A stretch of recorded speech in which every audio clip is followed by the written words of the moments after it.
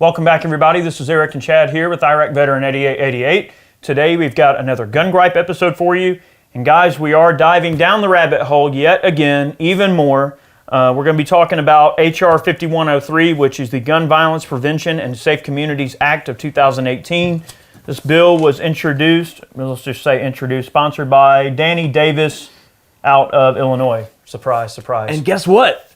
One of the co-sponsors is from Georgia. Yeah. So anyway, we're going to talk a little bit about this and how scary this is. The fact that they even want something like this is pretty scary. So we are going to dive into that. But I do want to mention quickly before we get started, guys, we're under attack left and right by everybody out there right now. And look, if you love this channel and you love this content and you want to see more of it, please consider supporting us here on Patreon. You can donate a few bucks a month to help keep the channel going. You can also purchase shirts over on Force from Freedom if you wish. Or Patriot Patch. Or Patriot Patch, wherever. And cool patches. And then you can also purchase man cans to help support the channel. Guys, I hate to keep beating on it, but if we don't mention it and we don't get support from folks, there's a strong possibility that we could be no more in the future. We're literally at that point where we're under attack so much now that if the situation doesn't improve for us, it's going to affect our ability to put out content on a regular basis. So if you love the channel, consider supporting the channel, guys. That would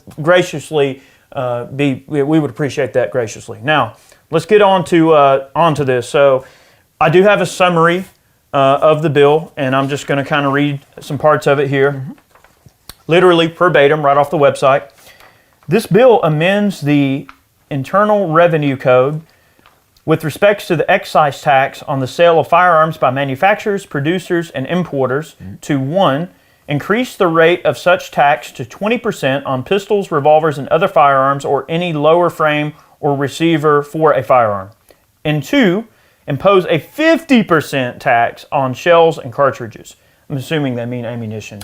Ammo. But yes, ammo. Basically, a tax on all guns. Oh, but this bill exempts any department, agency, or instrumentality of the United States from such a tax. So, all you little peons, if y'all want to own a gun, you're going to pay us our 20% kiss the ring fee. If you want to buy ammo, you're going to pay us our 50% kiss the ring fee. But if you're in the government though, you ain't got to do that.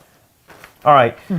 The bill allocates revenues from the increased excise tax under the bill for law enforcement and public safety grant programs, including programs for research on gun violence and its prevention, which of course is a crock of bullcrap because those studies have already been done a million times. They're just going to be lining the politicians' pockets. They did all those studies back when the first assault weapons ban ended, and they found no conclusive evidence. The bill, number 1, increases the occupational tax on importers, manufacturers, and dealers in firearms and the transfer tax on firearms. And 2, modifies the definition of firearm for excise tax purposes to include a semi-automatic pistol, chamber for cartridges, and configured with receivers normally associated with rifles and capable of attaching or accepting detachable magazines. Basically AR pistols. Basically what they're referring to is AR pistols. Right. So the other part of this that's scary too, and I don't know if this was part of this bill or one of the other bills that we discussed, but there was one area of one of these bills where they were going to try to raise the fee to process an NFA item from $200 to $500. That's this one. I got some details on it. Yeah, so there's more details. It gets worse. So this is just a summary. This is not all of how bad it's going to be, and Chad's going to mention some of these things. Dude, I'm an NFA nut, and guys, obviously, please, you have to contact your reps and express your disgust for this bill. We cannot allow this kind of stuff to go any further. And guys, I hate that we have to keep making these types of videos. Believe me, there's many of other things we'd rather be doing, but it's very important that we fight things like this. Guys, H.R. 5103 is not the only one. There are scores of other bills being introduced in various states that they are literally trying to fight us tooth and nail and to take our rights away at every turn. We have to fight it tooth and nail, guys. We cannot sit around and just assume that it's going to go away because it's not. So, Chad, you have some more details? So, I'm an NFA nut, as a lot of people are, and this thing came across my Instagram feed, on several different pages, and I'm like, what is this crap? And you see the title of it, and it's just, that makes my feels feel good.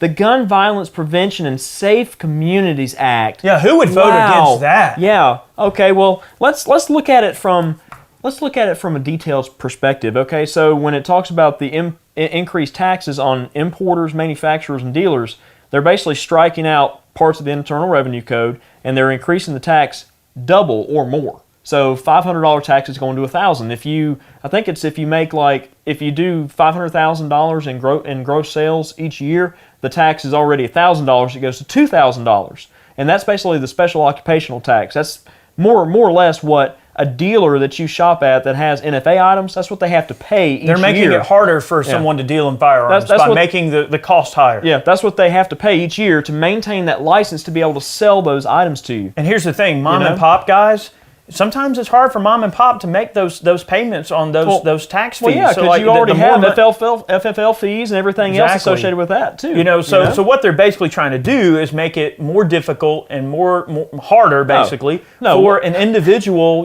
especially mom and pop or small gunsmith or small anybody who wants to deal in these types of things. They want to make it basically harder, the cost of entry much higher, so that your average person can afford to do it. Not just entry, but maintaining your license as well. But correct. The thing that really irritates me about this, just overall, is, okay, hey, something bad happened, so we're going to punish all of you who deal in firearms because guns are bad. Right. We need to do something about them bad guns out there. If you deal in guns, we're going to punish you by making you pay more tax. And look, I don't remember who it was, Chad, but there was somebody. I can't recall. It was one of these politicians somewhere had mentioned. Just one of them? Well, I was reading somewhere on social media. I wish I would have printed it out when I saw it. But this lady was saying something about, it's okay. I think this bill's a good idea because only the rich people should have guns anyway.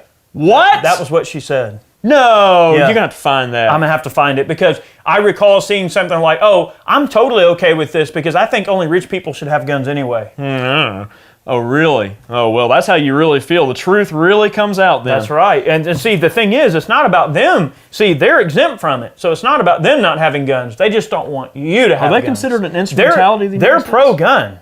They're pro-gun. They're just pro them having guns and not you. Now, wait a minute. So this thing is talking about a department, agency, or instrumentality of the United States from such a tax. But see, the thing is, what about local law enforcement? I mean, they're not an instrumentality of the United States. I mean, that's a local police department. Okay, so are they subject to tax like that too? So what if I spend $3,000 to go put myself through mandate, and I maintain just enough hours as a reserve deputy to keep my law enforcement certification up. So that now means that screw your tax bull crap. Yep. I mean, guys, come on. I'm not suggesting that I would go into law enforcement, but I'm saying this is so stupid. All right, so they really think that anybody would support this? Yep. All right. Well, because it's the Gun Violence Prevention Act, Eric. And safe communities. Of course. Who would vote against that? Oh yeah. Let's just vote for that because it sounds real good. I don't need to read that. I just love the title. All right. So for you NFA guys out there, all right. So from 1934 onwards, all right, the tax has always been $200.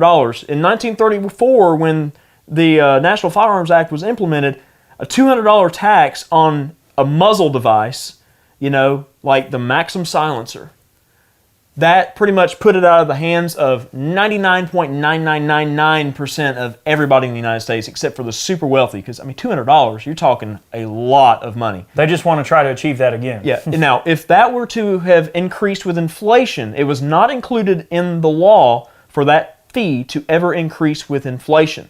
So the tax has remained $200 on suppressors, short barrel rifles, short barrel shotguns, and $5 on AOWs. Now, what would the tax be with over $4,000? That would be the tax today. If you were to buy a suppressor and that law had been allowed to increase with inflation, you would be paying for a $500 piece of metal. You buy a $400 22 can, and you pay $4,000 tax. You pay over $4,000 in tax. If that wait a were minute, the case. Didn't we go to war over tea? All right, well, but we're not going to go there. All right, so they're wanting to increase the tax. All right, the twofold. The standard tax from $200 to $500 per item. Okay, so that's number one, and then the AOW tax from $5 to $100. So your Cerberus shorties and stuff like that you buy as a whole complete firearm, any other weapon, it's normally a $5 transfer now, so it would be $100. And the caveat is that they would allow that fee to increase with inflation moving forward to further disenfranchise people. Now, I'm going to say it, the thing that these Democrats, because that's who these people are, that sponsored this bill and introduced this crap. Even our representative from Georgia, okay? Now, the thing that they don't understand is they don't understand how capitalism functions. So we're going to increase the tax on all these firearms manufacturers, firearms importers, and firearms dealers to punish them for the acts of one sole individual. You're forgetting something. Okay? No, I'm not.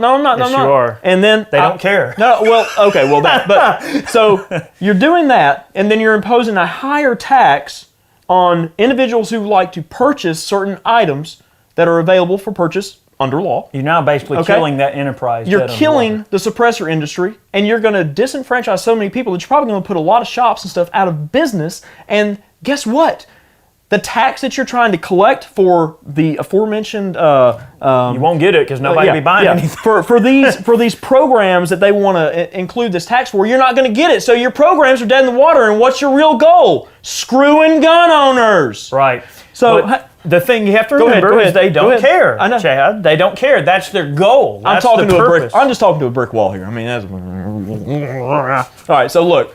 So here's a rundown of what this increased revenue, from the increased revenue from all the increased tax on all these firearms owners and dealers and importers and guys who buying like beach guns, houses for sheriffs. All right, 35%. It says right here, buying beach houses for sheriffs. Right here, it says right. You saw that guy in Alabama that was buying beach houses. I saw that crap. All right, so look. All right, so allocation. This is what the funds are going to. All right. 35% of such amounts shall be available for community-oriented policy servicing or policing servicing grants, or policing services grants for the hiring and rehiring of additional career law enforcement officers under section blah blah blah. States using funds for school resource officers shall include training, protections, and monitoring to ensure that school resource officers are used to improve school safety and climate and promote positive reform in student suspensions, expulsions, and referrals to the juvenile or criminal justice system. So basically 35% is going to hire and train and get more school resource officers out there. Okay, well, cool. Wait, whatever. All right. 35% of such amounts shall be available for the Project Safe Neighborhoods as authorized by the Consolidated Appropriations Act, whatever the crap that is. 10% of such amounts shall be available for so 10% is going to the CDC, the Centers for Disease Control, for injury prevention and control for purposes of research on gun violence and prevention. Guess what? That's already been done. Those studies have been made a long time ago. And guess what? The results could be considered within the margin of error for many of the statistics that they looked at. When you have such a small amount of result that's considered in the margin of error statistically, guess what? You got nothing. It's not a problem. Nothing. But you keep preaching it. Oh, we got to do this, we got to do that. No. 5% will be available for the NICS Act Record Improvement Program authorized under blah, blah, blah. Good to know. That's real important. Oh, yeah. 5% for the community-based violence prevention. You can't buy no beach houses with 5%, Chad. What is this right here? The Community-Based Violence Prevention Field-Initiated Research and Evaluation Program, CBV. What's the acronym for that? I guess they don't have an acronym. Saboonkum. 5% of such amounts shall be available for the Secretary of Education to provide directed grants and technical assistance to schools eligible for or receiving grants under Part A of the elementary blah. Evidence develop and implement comprehensive evidence-based local and regional strategies such as positive behavior interventions and supports social and emotional learning and restorative justice programs to improve school climate, reduce the use of exclusionary school discipline, and decrease the number of youth entering the juvenile and criminal justice systems. Hey, how about we start with good parenting at home? Yeah, you don't have to have any of that if you're raising your kids right. Give me a break. This is the common thing. Oh, we got to raise taxes because reasons. Oh, wait a minute. We're not getting as much money in as we used to. We got to raise taxes even more. Come on. Let's go. Let's kill it. So Yeah, we obviously... Sorry, I'm very heated about this because it's completely egregious and ridiculous. Yeah. Ridiculous. To even consider that piece of trash legislation. It definitely is a piece of garbage legislation, but we wanted to make a video about it because we've been getting multiple emails from you guys about it. Sorry. That's okay. Oh, it's all right to be angry. As long as you're level-headed and you can be logical, it's okay to be mad. I'm not angry. I'm just fired up. I know. But The thing is, with HR 5103, it's definitely a step way in the wrong direction, and we have to fight it tooth and nail. Guys, I can only show so much of this type of stuff. I mean, it's just, hang on, let me pull up that email from Eric Pratt. It could be a step in the right direction if it didn't include such a high increase in tax on firearms manufacturers, importers, and people who purchase guns. Right. I mean, the ammo tax and stuff, yeah, okay, let's just kill the industry as a whole. So the day that we're making this video today is March 20th, okay? And I'm just going to pull up the most recent email from GeoA, and I'm just going to paraphrase one of the things in here. See, that's an easy acronym. Yeah, GeoA. So, breaking, House leaders about to betray gun owners. And this is literally just came in about 40 minutes ago. I'm just going to kind of paraphrase this. I'm glad you have service down here. Well, I had the email pulled up. All right, I'm just going to kind of read off this email, guys. And this comes from Gun Owners of America, from Eric Pratt's desk. Actually, from Tim Macy, but basically Eric Pratt. All right. A vote to pass fixed NICS is a vote to concealed carry reciprocity. So they're basically going on about GeoA-backed HR 1181, which would create due process protections for veterans. Basically, we kind of already talked about this, but how they're rolling the fixed NICS into. Are they rolling into national reciprocity? Well, I think that what they're getting at is they were trying to at one point. Remember when they were trying to get national carry reciprocity pushed through, they were trying to get fixed NICS attached to it, which basically means that they'd be destroying the carry bill because nobody's going to get behind it. But we've got a bunch of turncoat Republicans. Let me read the email. Go ahead. Yeah. Sorry. All right. So let's see. I'm just going to check out. All right. It said, but if the fixed NICS take your guns first language is slammed through on the, I can't even say that word, omnibus. There is no chance that H.R. 1181 will see the president's desk. Similarly, when the House passed fixed NICS late last year, it coupled it in with a combo bill that also contained concealed carry reciprocity, our highest proactive legislation priority. And the leadership promised at the time that it would never let a fixed NICS provision without reciprocity.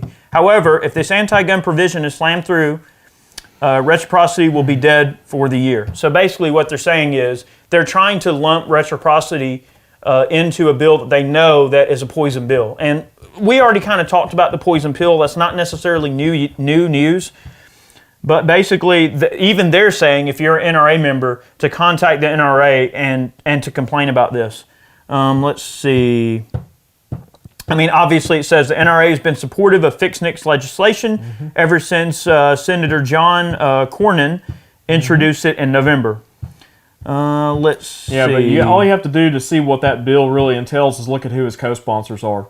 Yeah, so it says, please contact Representative Jody Heiss at the number they give you. We'll put the link in the description box below and urge the exclusion of fixed NICS from this. Okay, so...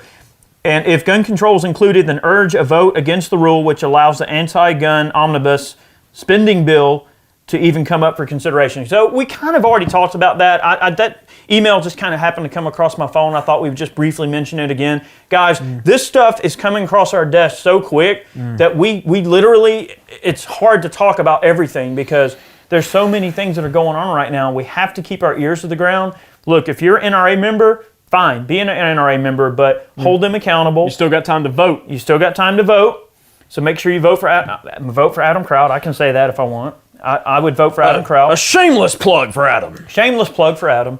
And if you're a part of the GeoA, look, GeoA is doing a great job. Eric Pratt, Jordan Stein, all those guys over there, they're doing a great job. Wonderful job. They're constantly, make sure you sign up for their email blast. I think you can sign up for the email blast even if you're not a member. Okay. So make sure you sign up for their email blast, and you'll get all the little things that they send out. Basically political alerts. And guys, it's free. The political alerts are free, but what is most important is, regardless of whether or not you're a member of GeoA, NRA, any of that, make sure that you are calling your representatives and definitely mentioning your displeasure.